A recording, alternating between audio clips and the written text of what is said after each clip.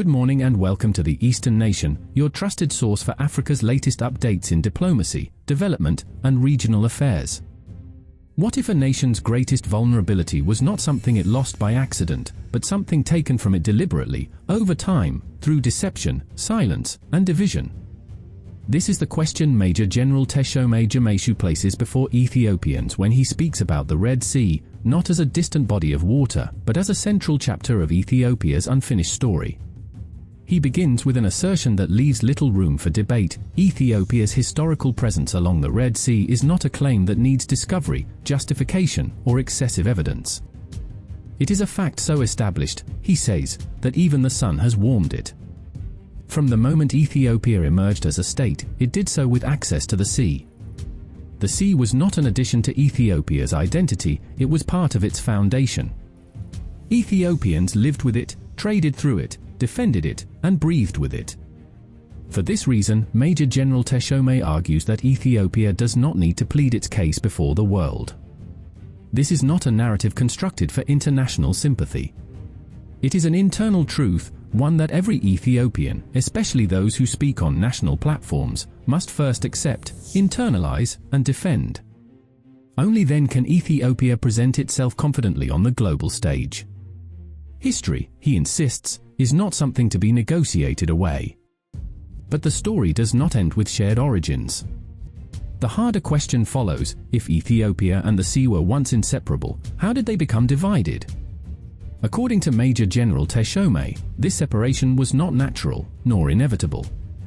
It was the result of calculated plots by Ethiopia's historical enemies, forces that understood the strategic value of isolating the country from maritime access. These enemies did not always act directly. Instead, they exploited moments of weakness, internal disagreement, and political short-sightedness.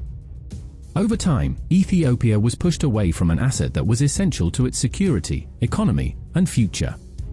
Yet he is careful and blunt in assigning responsibility. While historical enemies played a decisive role, they were enabled by internal actors. Domestic groups, blinded by narrow agendas and short-term interests, failed to protect what he calls a national issue of existence. In moments when unity was required, fragmentation prevailed. In moments when honor and foresight were essential, compromise and betrayal took their place. As a result, Ethiopia's adversaries found willing tools, and the sea gate slipped further out of reach. This, he stresses, is a lesson the younger generation must understand clearly. Not to inherit resentment, but to inherit awareness. A nation that does not understand how it was weakened is destined to repeat the same mistakes. The cost of silence, Major General Teshome warns, has been enormous. By failing to address the sea gate issue decisively, Ethiopia increased its vulnerability economically, strategically, and politically. The scars of this loss are not abstract. They are visible in livelihoods constrained by logistics, in youth whose opportunities are limited, and in a country forced to rely on others for access to global trade. These scars, he says, are still heavy, and they continue to weigh on national unity. This is why he frames the recovery of the sea gate not as nostalgia, but as responsibility. It is a message to the present generation so that future generations do not inherit another wound. In his words, the sea gate is Adwa for our Ethiopia, a symbol of dignity, resistance, and national resolve. To speak of reclaiming it is not to call for chaos or confusion, but to reaffirm a shared national agenda.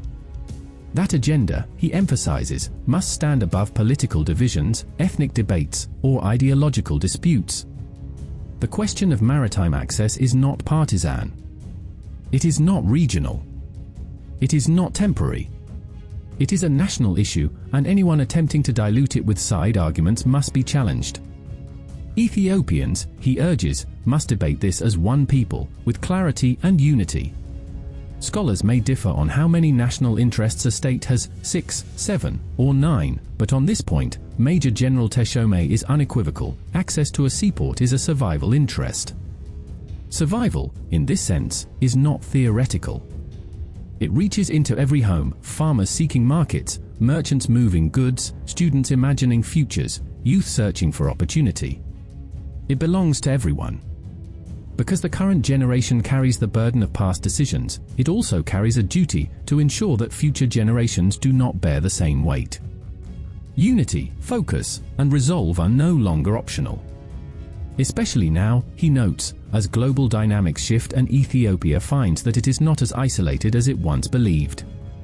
His message, at its core, is both a warning and a call to action. History has already been spoken. The question is whether Ethiopians are ready to listen and to act together before silence leaves another scar. Can you believe that the most important battle for Ethiopia's future is not being fought with weapons, but with vision, unity, and generational resolve? This was the central question echoing through Addis Ababa as policymakers, youth leaders, and scholars gathered to discuss one issue they agree can no longer be postponed: Ethiopia's access to the sea. For Women and Social Affairs State Minister Muna Ahmed, the matter is clear and uncompromising. Sea access, she says, is not a luxury, not a diplomatic preference, and not merely a geographic concern. It is an existential issue, a matter of survival. Speaking to a national youth forum, Muna framed the moment as historic, not only for the country, but for the generation now coming of age.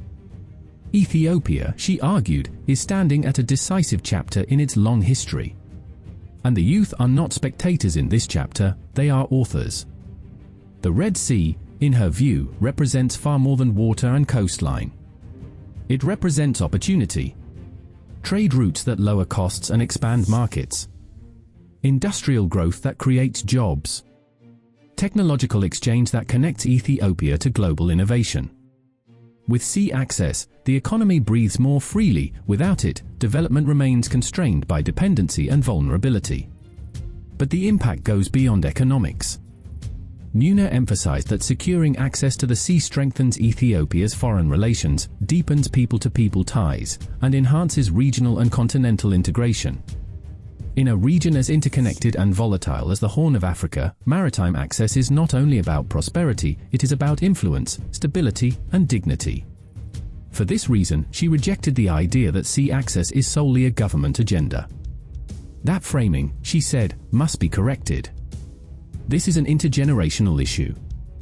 It belongs to farmers and merchants, students and professionals, women and men, today's citizens and tomorrow's. And above all, it belongs to the youth, who make up more than 70% of the population and will live longest with the consequences of success or failure.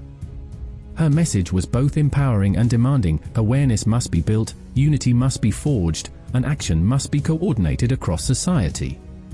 Only through synergy of voices, institutions, and generations can Ethiopia write what she called its next golden history. That sentiment was echoed by Ethiopian Youth Federation President Terkekan Abdujabbar, who made it clear that for Ethiopian youth, sea access is not a secondary concern. It is the primary agenda. He reaffirmed the Federation's commitment to mobilizing young people nationwide, transforming demographic strength into strategic purpose. Yet this national conversation does not stop at Addis Ababa. Scholars observing Ethiopia's diplomatic push argue that the quest for sea access is not only justified, it is rational, strategic, and stabilizing for the wider region. According to these scholars, Ethiopia is navigating one of the most complex geopolitical environments in the world. The Horn of Africa sits at the crossroads of global trade and great power competition, particularly along the Red Sea corridor. For decades, Ethiopia has been forced into the role of an observer along a maritime route that directly affects its security and economy. The current effort, they say, is about correcting that historical imbalance. This is not a short-term maneuver, but a long-term strategic vision designed to protect the interests of both present and future generations.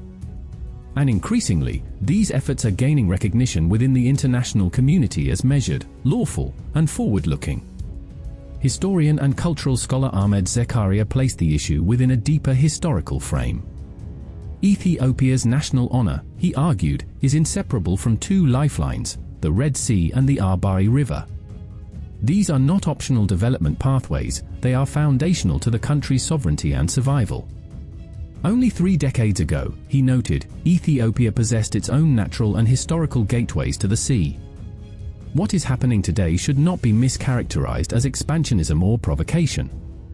It is, in his words, a righteous effort to correct historical distortions and reclaim what was once organically part of the nation's strategic space. More importantly, Ahmed emphasized that Ethiopia's sea access would not destabilize the region. On the contrary, it could become a catalyst for shared growth and mutual advancement across East Africa, unlocking trade, connectivity, and cooperation.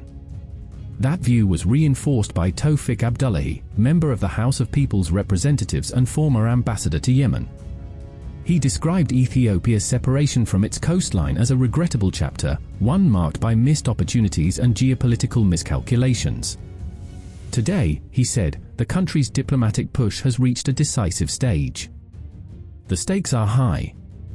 The East African coast and the Red Sea are becoming ever more central to global commerce. Ethiopia's inclusion as a sovereign maritime actor, Tawfiq argued, would serve as a pillar of regional tranquility, not a source of conflict.